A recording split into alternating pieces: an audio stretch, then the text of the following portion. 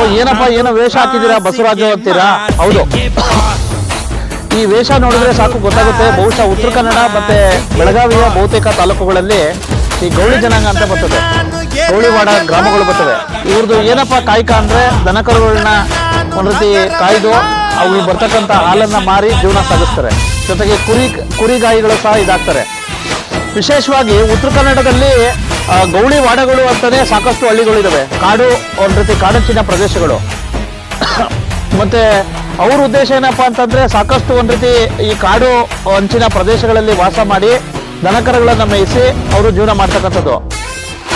ಬಹುಶಃ ಮತ್ತೆ ಭಾಗಶಃ ಇದನ್ನ ರಾಜ್ಯ ವರದಿ ಚೆಲ್ಲಿಕ್ಕೆ ನಾನು ಬಂದಿದ್ದೀನಿ. ಗೌಳಿವಾಡ ಗ್ರಾಮಗಳಲ್ಲಿ ಬಹುತೇಕ ಕಡೆ ನಾನು ನೋಡ್ದಂಗೆ ಬಹುಶಃ ಇಲ್ಲಿಗೆ ಹಿರಿಯರೆಲ್ಲ ಭೇಟಿಯಾಗಿದ್ದಾರೆ. ಅವ್ರು ಹೇಳೋ ಪ್ರಕಾರ ಒಂದ್ ರೀತಿ ಇವತ್ತಿಗೂ ಸಹ ಒಂದ್ ರೀತಿ ಸ್ವಾತಂತ್ರ್ಯ ಪೂರ್ವ ಬಂದಾಗ ಸ್ವಾತಂತ್ರ್ಯ ಬಂದು ಸಾಕಷ್ಟು